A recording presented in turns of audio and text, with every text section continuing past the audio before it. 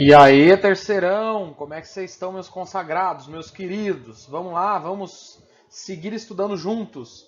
Pessoal, aula passada vimos o módulo 9 e 10 da frente 1, hoje a gente vai ver o 11 e o 12, a sequência aí.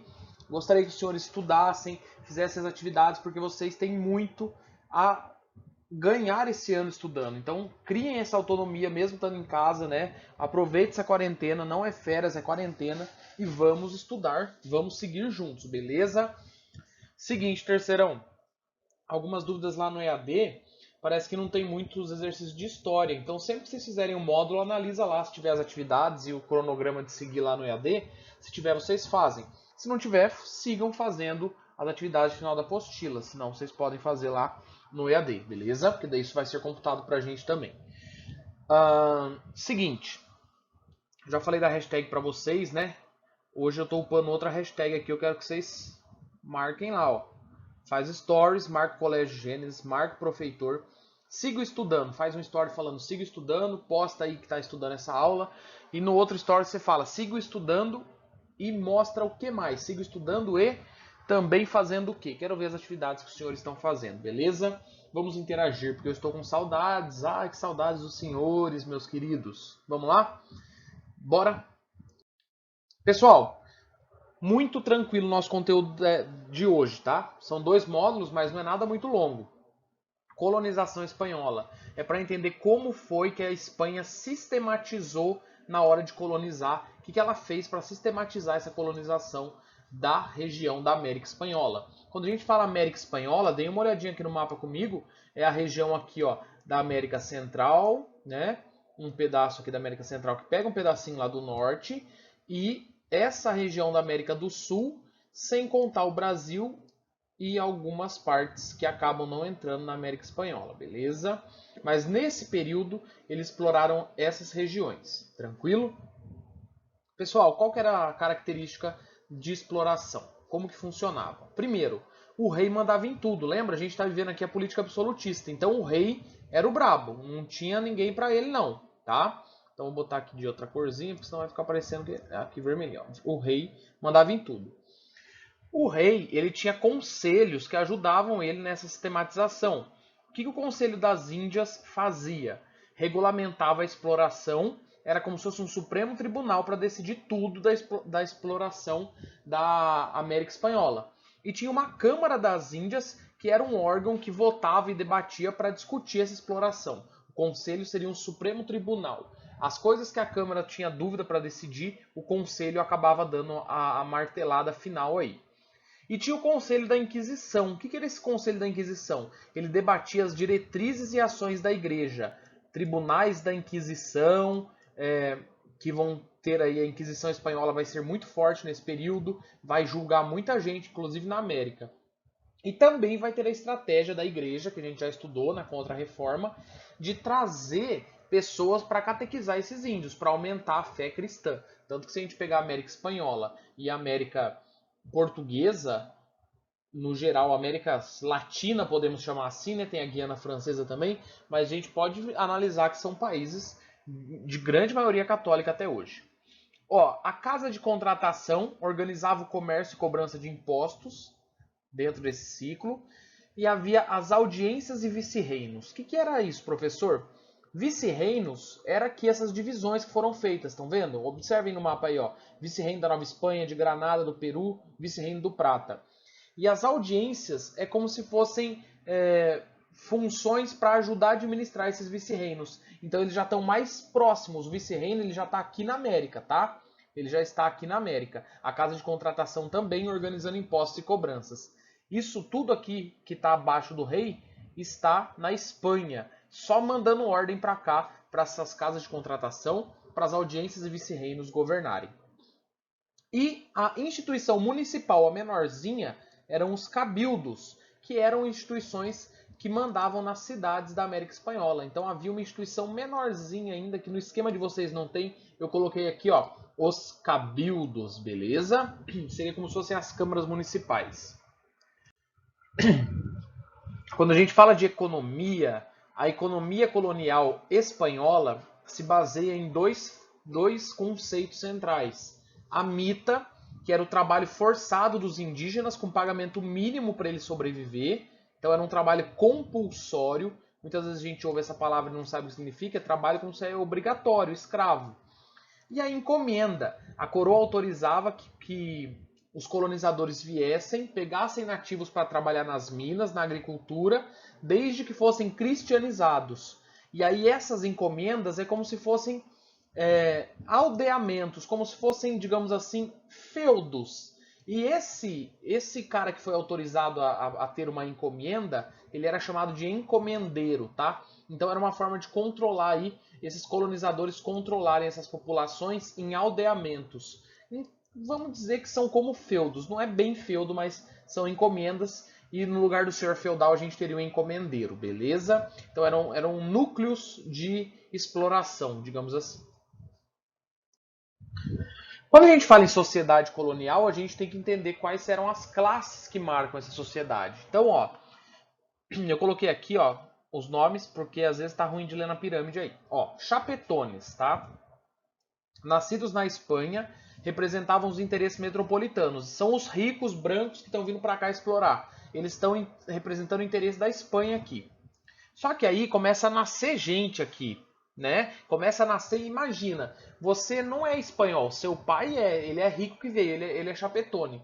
Mas aí você é filho dele, você nasceu aqui na América, você já não é muito espanhol, você vai ter uma coisa assim de apego com a América. Então vai surgir uma elite colonial descendentes de espanhóis nascidos na América. Esses caras já não se consideravam com o tempo como sendo espanhóis. E essa é a famosa elite crioula. A gente tem que saber dela agora para entender nas aulas futuras a importância desse grupo, beleza? Os crioulos.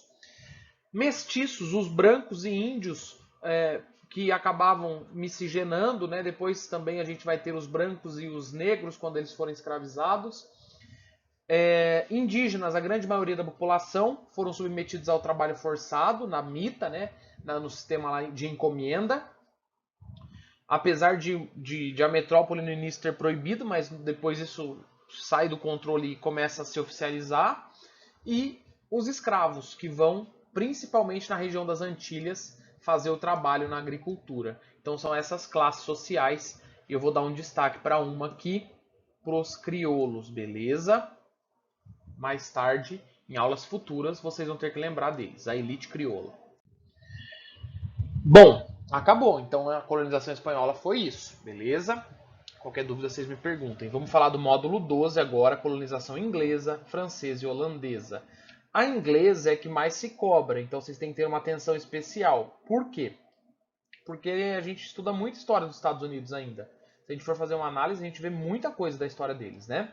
Então, ó, 13 colônias, aparece bastante no vestibular, a história deles também ainda, enfim. 13 colônias. Essas 13 colônias, elas surgiram a partir do início da colonização de ingleses aqui na América, né? Aqui está um mapinha para vocês entenderem as 13 colônias. Sempre que eu falo mapinha, eu lembro de pinha, né? É terrível. Essa piada é velha, eu sempre faço, mas é um mapa, beleza? Porque um mapinha fica estranho. Então vejam, aqui são as 13 colônias. E como começa essa colonização? Já falei para vocês em aulas passadas, quando a gente estava no presencial ainda. A Revolução Puritana vai dar espaço para essa colonização. Então, a partir do momento acontece a Revolução Puritana ali, um pouco antes, que os puritanos estão sendo perseguidos pelos anglicanos, eles vão fugir para as colônias. Então, ó, quem vem primeiro? Pequena burguesia puritana, fugindo da treta lá com os anglicanos antes da Revolução Puritana. Alguns nobres ficam sabendo que essas terras estão dando certo. Esses nobres vêm para cá e mais tarde camadas populares buscando melhoria de vida, fazendo um fluxo migratório. Surge as 13 colônias. Núcleos independentes e autônomos. Esses núcleos, eles eram independentes, cada um tinha uma característica, norte, sul, e é bem interessante de ver essas diferenças. Ó, quando a gente faz uma divisão, as colônias do norte, que vai ser a famosa Nova Inglaterra, né? Tá em rosa aqui no mapa, não vou falar mapinha, no mapa. As colônias do centro estão aqui em laranja. Quem tiver algum daltonismo aí, eu estou apontando aqui também. E aqui as colônias do sul estão em verde, beleza? Pessoal, característica das 13 colônias. As colônias do norte, elas tinham um clima temperado, vivia de pequenas propriedades, policultura, produziam muitos produtos, manufatura, fabricavam produtos e o trabalho era livre e familiar. E a maioria deles era puritana. Uma outra característica aqui, pequenas propriedades. Como a gente pode chamar pequenas propriedades? Minifúndio, não esqueçam, tá? Minifúndio. Eu vou só escrever mini, vocês lembram aí depois. O centro, ó, clima também era temperado, pequenas propriedades, só que aqui a base, eles não vão fazer já uma policultura, porque eles vão pensar mais numa agricultura familiar, vão também ter manufatura e comércio, o trabalho era livre e familiar, e eles vão ter tolerância religiosa. Ali no centro, então, eles vão ter mais religiões, vai ter uma abrangência maior, mas muito parecida, muita gente gosta de até associar as duas, tá? Porque elas são parecidas mesmo. E as mais diferentonas, as colônias do sul. Porque no sul o clima era subtropical. Quem vai chegar aqui vão ser os anglicanos, vão ser os nobres que vão tomar o sul. Eles vão fazer grandes propriedades. Se eu falo que minifúndio é pequena propriedade, grande propriedade estão cansados de saber. Inclusive a gente vê bastante, vocês veem bastante isso nas aulas de geografia também, né? O latifúndio, botei aqui o latifúndio, tá bem feio, mas vocês viram aí. Monocultura, normalmente então grandes latifúndios com uma planta só. E esse conceito de latifúndio, grandes propriedades e técnicas de produção, a gente chama isso de plantation, né? Isso aqui são conceitos que se correlacionam, beleza? O trabalho, olha a diferença, ele era escravo e negro. Eles vão começar a trazer trabalhadores não, né? Eles vão trazer escravos, pessoas escravizadas da África, porque não era trabalho, aquilo era escravidão. E aqui, anglicanos e católicos. Então veja que essa é a característica do sul. Ela é bem mais, sei lá, bem mais diversa, digamos assim, bem diferente das do norte e centro, beleza? Ó, então entender a colonização das 13 colônias inglesas, vamos falar dos franceses. Os franceses, eles eram os piratas do mar nessa época, porque eles estavam atrasados na hora de colonizar, né? Quem nunca ouviu falar de corsários? Corsários. Nossa, professor, aquela roupa? Não, não é uma roupa. Os corsários. Sei lá se é roupa corsário também. Sei que eu já ouvi essa expressão para roupa ou para alguma coisa de moda, assim, corsário. Não. Corsários eram os piratas franceses. Ó, às vezes até a roupa ou sei lá se é sapato tem a ver com isso. Os corsários, eles vão fazer várias incursões, vão roubar cargas, enfim, eram piratas. E os franceses, o governo francês, ele vai começar então atrasado, né? Em 1534 começa essa tentativa do governo francês de se lançar ao mar. E o Jacques Cartier adentrou no Rio São Lourenço e conquistou a ilha de Montreal.